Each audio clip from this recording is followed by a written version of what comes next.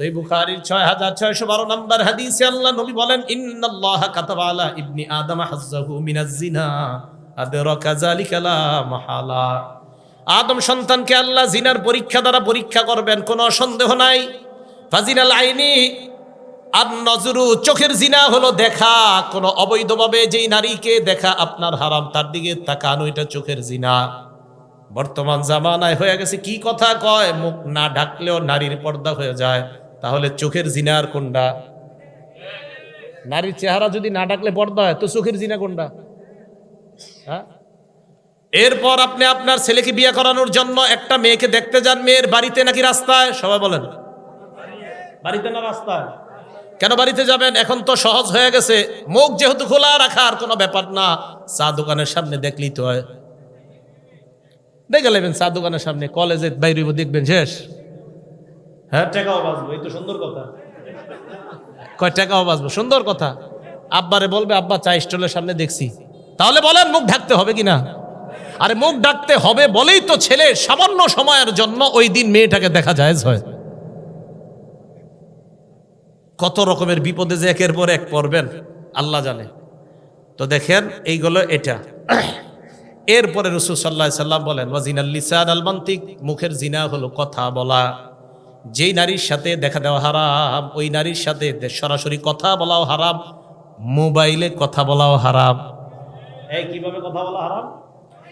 মোবাইলে আপনি অপরিচিত একটা নারীর সাথে কথা বললেন, কথা বলার পর রাত্রে আপনি বালিশে মাথাটা লাগায় চিন্তা করলেন, না জানি দেখতে তিনি কেমন। আল্লাহ নবী কয়, ওয়ান নাফসু তামান্না ওয়া তাশতাহি, তোমার দিল কল্পনা করে, এটা হলো দিলের জিনা, অন্তরের জিনা। কি এই জিনা হয় কিনা?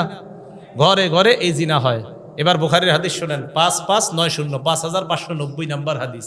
ক্বালা রাসূলুল্লাহি সাল্লাল্লাহু আলাইহি ওয়াসাল্লাম, এই হাদিসের অনুবাদটা মন দিয়ে শুনেন। লা কুনান্না মিন উম্মতি আকওয়াম, আমার উম্মতের মধ্যে এমন এক সম্প্রদায় বের হবে, ইয়াস্তাহিল্লুনাল হিররা ওয়াল হারিরা, যারা জিনা করাকে হালাল মনে করবে, ওয়াল হারির, রেশমের পোশাক পরা হালাল মনে করবে, ওয়াল খামরা, মদ পান করা হালাল মনে করবে, ওয়াল মাআজিফা, মাআজিফের অনুবাদ করমুনি, ঢোল তবলা গান বাদ্যকে হালাল মনে করবে। শুধু তাই নয়, বলবে আমি এমন কোন কিতাব বাকি নাই, সব পড়ছি, পড়ার পর কোথাও পাই নাই ঢোল তবলা হারাম। তাহলে বুখারীর এই হাদিসটা কই? কিতাবটা সব পড়ছেন, এটা পড়েন নাই, মানে এটা বোনা এই জায়গাটা রেখে গেছেন। হ্যাঁ, বুখারী শরীফের 5590 নম্বর হাদিস। তো বুখারী শরীফ 5590 নম্বর হাদিস বাদ না আছে? থাকলে এই জায়গাটা গান বাদ্য ঢোল তবলা হারাম, তো সম্ভবত হযরত এই জায়গাটা পড়ে নাই। হ্যাঁ, তো বলে যে সব পড়ছেন, তো এই জায়গাটা আপনি পড়েন নাই, কি করছে? আচ্ছা, যাই হোক। তাহলে যখন নাকি কেউ বলে যে গান বাদ্য হারাম, এটা হুজুররা কোথায় পাইছে, এই কথা বলার পরে নবীজির কথার উপর আমাদের ঈমান বেড়ে যায়, কারণ আমাদের নবীজি বলছে একটা সময় মানুষ গান বাদ্যকে হালাল মনে করবে। তাহলে এইগুলা কি ভবিষ্যতে হবে না চলতেছে? চলতেছে। আল্লাহ বুঝার তৌফিক দান করেন। একটা কিতাব আছে, নাম মাজমাউজ জাওয়ায়েদ, ইমাম হাইসামি রহমতুল্লাহ আলাইহির লেখা, 1 নম্বর খণ্ড 134 নম্বর পৃষ্ঠা। এই কিতাবে একটা হাদিস আসছে, এক ব্যক্তি নবীর কাছে আসছে, হাদিসটা মন দিয়ে শুনে, এটা মজার হাদিস। আসার পর আল্লাহ রসুলকে বললেন, ইয়া রাসূলুল্লাহ ইযানলি ফিজ জিনা, হুজুর আমারে জিনা করার অনুমতি দেন। নাউজুবিল্লাহ। কি করার অনুমতি চাইছে? জিনা করার। এখন আশেপাশে সাহাবায়ে কেরাম তো আপনার কি রে, ওই কি আর কথা খুঁজে পায় নাই নবীজিরে কওয়ার, জাজারুহু অকলু মাহ মাহ, সবাই বলতে আরে থাম থাম, আমরা এরকম বলি না, থাম থাম, এই কি কও নবীজির এগুলা, হাই তুমি কোথায় কি কও? নবীজির আয়েশা কইতাছে, হুজুর আমারে জিনা করার অনুমতি দেন। সাহাবারা থামাইছে, থামো। আল্লাহ নবী কত বড় দয়ার নবী, আল্লাহ রাসূল কয় উদনুহু, তাকে আমার কাছে আসতে দাও, আসতে দাও। এই জন্যই তো যারা বাতিনি গুনাহের মধ্যে লিপ্ত আছেন, যারা অন্তরের গুনাহগুলো হেফাজত করতে পারেন না, তাদের একজন আল্লাহ ওয়ালার কাছে যাওয়া দরকার। আল্লাহ নবী বললেন উদনুহু, আমার কাছে তাকে আনো, ফাদানাহু করিবাম মিনহু, আল্লাহ রাসূলের কাছে তাকে নিয়ে যায়। আমার নবী দিলের কত বড় ডাক্তার দেখেন। আল্লাহ নবী বলেন, শোনো, তুমি আতুহিব্বুহু লিউম্মিকা, তুমি আমার কাছে জিনা করার অনুমতি চাইলা, তোমার মায়ের সাথে এই কর্মটা অন্য কেউ করো কিনা তুমি পছন্দ করো কিনা? ওই ব্যক্তি জবাব দেয়, লা জাআলানি আল্লাহু ফাদাকা ইয়া রাসূলুল্লাহ, আল্লাহর কসম আমার মায়ের সাথে কেউ ব্যভিচার করবে এটা আমি কোশ্চিনকালেও পছন্দ করি না। আল্লাহ নবী বললেন, ফান্নাসুলা ইউহিব্বুনা লিউম্মাহাতিহিম, কোন মানুষ তার মায়েদের সাথে তুমি ব্যভিচার করবা, কেউ ব্যভিচার করবে এটাও তারা তাদের মায়েদের জন্য পছন্দ করবে না। এরপর নবী বললেন, আতুহিব্বুহু লিইবনাতিক, তুমি কি তোমার মেয়ের সাথে অন্য কেউ অপকর্ম করুক, জিনা করুক পছন্দ করবা? জবাব দিলেন, লা ফাদাকা ইয়া রাসূলুল্লাহ জাআলানি আল্লাহু ফাদাক, আল্লাহর কসম এটা আমি অপছন্দ করি। আল্লাহ নবী বললেন, ফান্নাসু লা ইউহিব্বুনাহু লিবানাতিহিম, মানুষ তাদের কন্যার সাথে কেউ অপকর্ম করবে এটা পছন্দ করে না। নবী বললেন, আতুহিব্বুহু লিউখতিকা, তোমার বোনের সাথে কেউ অপকর্ম করবে পছন্দ করো কিনা? ওই ব্যক্তি জবাব দিলেন, লা। আল্লাহ নবী বললেন, ফান্নাসু লা ইউহিব্বুনাহু লিআখাওয়াতিহিম, কোন ভাই তার বোনের সাথে কেউ ব্যভিচার করবে এটা কোন ভাই চায় না।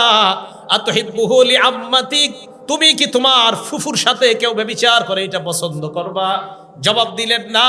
আল্লাহ নবী বললেন, ফান্নাসু লা ইউহিব্বুনাহু লিআম্মাতিহিম, মানুষ তাদের ফুফুর সাথে কেউ অপকর্ম করবে এটা কখনোই পছন্দ করে না। এরপর নবী বললেন, আতুহিব্বুহু লিখালাতিক, তুমি কি তোমার খালার জন্য এটা পছন্দ করবা? ওই ব্যক্তি জবাব দিলেন, লা ইয়া রাসূলুল্লাহ, খালার জন্য এটা পছন্দ করব না। নবী বললেন, ফান্নাসু লা ইউহিব্বুনাহু লিখালাতিহিম, মানুষ তার খালার সাথে এটা করাটা পছন্দ করবে না। ওই ব্যক্তি নিচের দিকে তাকায় আছে। আল্লাহ নবী তার মাথায় হাত রেখে বললেন, আল্লাহুম্মা গফির যামবা, মাবুদ আপনি তার গুনাহগুলো মাফ করে দেন। এরপর বললেন, অতহির কলবা, আল্লাহ আপনি তার দিলটাকে পবিত্র বানায়া দেন। ওয়াহাসসিন ফারজা, তার লজ্জাস্থানটাকে আপনি হেফাজত করেন। সাহাবারা বলেন, ফালাম ইয়াকুন যালিকাল ফাতা লাম ইয়ালতাফিত ইলা শাইইন, ওই যুবকের অবস্থা এমন হয়েছে, এরপর ওই যুবক কোন নারীর দিকে তাকানো দূরের কথা, কোন জিনিসের দিকে এইভাবেও ফিরা তাকাইতো না। দিলের রোগ, এই রোগের জন্য একজন আল্লাহওয়ালার কাছে যাওয়া, একজন আল্লাহওয়ালার কাছে। দিলের রোগ, অন্তরের রোগ, এই রোগগুলার সুস্থতার জন্য কোন আল্লাহওয়ালার কাছে যাওয়া। আপনাদের কাপাসিয়ার জন্য তো নিয়ামত দেওনার আছে, দেওনার হজরত আছে, আর কে আছে হুজুর? এদিকে লতিফপুর মাদ্রাসা আছে পাশে, ওইদিকে আছে, আরো আছে আশেপাশে অনেক। এই আল্লাহওয়ালাদের মজলিসে যাবেন, যাইলে কি হয়, আপনি দেখবেন আপনি দিলের কিছু গুনাহ নিয়ে খুব পেরেশান, কাউরে বলতে পারতেছেন না। আল্লাহওয়ালাদের মজলিসে গেলে হবে কি জানেন, একটা উপকারিতা, আমি নিজেই পরীক্ষিত। আপনি যেই পেরেশানি নিয়ে যাবেন, আপনি গিয়ে দেখবেন কি উনি ওই বয়ানগুলাই করতেছে, অর্থাৎ আপনার কারণেই তার মুখ দিয়ে আল্লাহ এগুলা বের করে দিতেছেন। আল্লাহ তো জানে আমার এক বান্দা এখানে গেছে এই সমস্যা নিয়ে, তো আল্লাহ যেই বক্তার মুখ দিয়ে ওইগুলাই বের করতেছেন যেই সমস্যা আপনার আছে। তখন আপনি দেখবেন কি, আরে আমি তো এই রোগের রুগী, তো এই রোগের দিয়ে এখানে ট্রিটমেন্ট হইতেছে। তো রাসূল আকরাম সাল্লাল্লাহু আলাইহি সাল্লাম জিনা থেকে বাঁচার জন্য একটা ওষুধ দিয়ে দিলেন এটা। তাহলে কিয়ামতের আলামতের মধ্যে জিনা বেড়ে যাওয়া, মদ পান করা, আপনার রেশমের পোশাককে হালাল মনে করা, ব্যভিচারকে হালাল মনে করা, এগুলা হবে কিয়ামতের আলামত। গান বাদ্যকে হালাল মনে করা। সহিহ বুখারীর 6496 নাম্বার হাদিসের বর্ণনা। এই হাদিসের মধ্যে আসছে, ক্বালা রাসূলুল্লাহ সাল্লাল্লাহু আলাইহি ওয়াসাল্লাম, আল্লাহ নবী বলেন, ইদা দুগিয়াতিল আমানা ফান্তাজিরিস সাআ, আমানত যখন উঠিয়ে নেওয়া হবে, আমানত যখন উঠে যাবে, তখন তোমরা কিয়ামতের অপেক্ষা করবা। সাহাবা প্রশ্ন করলেন, কাইফা ইদাআতুহা ইয়া রাসূলুল্লাহ, আমানত উঠে যাওয়ার পদ্ধতিটা কেমন আমাদেরকে আপনি বলেন। আল্লাহ নবী বললেন, ইদা উসনিদাল আমরু ইলা গায়রি আহলিহি, অন্য বর্ণনায় ইদা উসনিদাল আমরু ইলা গায়রি আহলিহি ফান্তাজিরিস সাআ, কোন বিষয়ের দায়িত্ব যখন অযোগ্য ব্যক্তিকে দেওয়া হয় তখন কিয়ামতের অপেক্ষা করবা। কোন বিষয়ের দায়িত্ব অযোগ্য ব্যক্তিকে যদি দেওয়া হয় তখন কিয়ামতের অপেক্ষা করবা। এলেমের কাজ ডাক্তারের কাজ ডাক্তারের, ডাক্তারি কাজ ডাক্তারের, ডাক্তারি কাজ ডাক্তারের, ইমামতি, খতিবগিরি, বয়ান দেওয়া, কোরআন সহিশুদ্ধভাবে শিখানো, এটা ওই বিষয়ে যারা পারদর্শী তাদের কাজ। তো তাদের কাজগুলা তাদেরকে না দিয়া অন্য অযোগ্য ব্যক্তিকে যদি দেন, এটাই হবে কিয়ামতের আলামত যে আমানত উঠে যাওয়া। অথবা আলেমের দায়িত্ব যদি কোনো জাহেলকে দেন, তো বুঝতে হবে কিয়ামত আর বেশি বাকি নেই। এটা মাথায় রাখবেন। এটাই বললেন রাসূল আকরাম সাল্লাল্লাহু আলাইহি সাল্লাম, ইদা দুকিয়াতিল আমানা, আমানত যখন উঠিয়ে নেওয়া হবে, ফান্তাজিরিস সাআ, রাসূল সাল্লাল্লাহু আলাইহি সাল্লাম বললেন তখন কিয়ামতের অপেক্ষা করবা। এই গেল কিয়ামতের এই আলামতগুলা রাসূল আকরাম সাল্লাল্লাহু আলাইহি সাল্লাম বলে দিলেন। কিয়ামতের 10টা বড় বড় আলামত ঘটবে, যে আলামতগুলা ঘটলেই কিয়ামত আর বেশি বাকি নেই, হয়ে যাবে। মুসলিম শরীফের 2901 নম্বর হাদিসের বর্ণনা, সাহাবারা বলেন, নাতাযাকারুল মাসিহাদ দাজ্জাল, আমরা দাজ্জাল সম্পর্কে আলোচনা করতেছিলাম। আমাদের সামনে আল্লাহ নবী আসলেন, আসার পর বললেন, মা তাযাকারুনা, তোমরা কি আলোচনা করো? আমরা বললাম, নাজকুরুল মাসিহাদ দাজ্জাল, হুজুর দাজ্জাল সম্পর্কে আমরা আলোচনা করি। আল্লাহ নবী বললেন, শোনো তোমরা, লান তাকুমাস সাআ হাত্তা তারাউনা ক্বাবলাহা 10 আয়াত, 10টা আলামত দেখার আগে কিয়ামত হবে না। কয়টা আলামত? 1 নাম্বার আদ-দুখান, একটা ধোঁয়া বের হবে, এটার আগে কিয়ামত হবে না। 2 নাম্বার আদ-দাজ্জাল, দাজ্জাল নামে ভয়ঙ্কর একটা জিনিস দুনিয়াতে আসবে, এটার আগে কিয়ামত হবে না। 3 নাম্বার আদ-দাব্বা, সাফা মারওয়ার মাঝখান থেকে একটা প্রাণী বের হবে, ওই প্রাণীটা কথা বলবে মানুষের সাথে। আপনারা বলবে, আব্দুর রহমান ভাই কেমন আছেন? পিছনে তাকায় দেখবেন মানুষ না একটা প্রাণী কথা কয়। 4 নাম্বার অতুলু আশ-শামসি মিন মাগরিবিহা, সূর্য পশ্চিম দিক থেকে উঠবে। 5 নাম্বার নুজুল ঈসা ইবনে মারইয়াম, ঈসা নবীর আগমন। 6 নাম্বার ইয়াজুজ ওয়া মাজুজ, ইয়াজুজ মাজুজের আগমন। 7 নাম্বার খসফুন বিল মাশরিকি, পূর্ব দিকে একটা বড় ভূমিকম্প হবে। 7 নাম্বার 8 নাম্বার খসফুন বিল মাগরিব, পশ্চিমে একটা ভূমিকম্প হবে। 9 নাম্বার খসফুন বি জাজিরাতুল আরব, জাজিরাতুল আরব হলো বর্তমান সৌদি আরব আশেপাশের রাষ্ট্রগুলা, এই জায়গায় একটা ভয়ঙ্কর ভূমিকম্প হবে। 10 নাম্বার ওয়া আখিরু যালিকা নারুন তাহশুরুন নাস মিনাল মাশরিকি ইলাল মাহশার, বা মিনাল ইয়ামানি ইলাল মাহশার তাতরুদুন নাস ইলাল মাহশার, সর্বশেষ একটা আগুন বের হবে, এই আগুনটা মানুষকে হাসরের ময়দানে উপস্থিত করবে। আল্লাহ নবী বলেন, এই 10টা বড় আলামতের আগে কিয়ামত সংঘটিত হবে না। তাহলে এই আলামতগুলোর মধ্যে ভয়ঙ্কর সবচেয়ে যে আলামতটা হবে, এটার নাম হলো দাজ্জাল। বলেন তো এটার নাম কি? দাজ্জাল।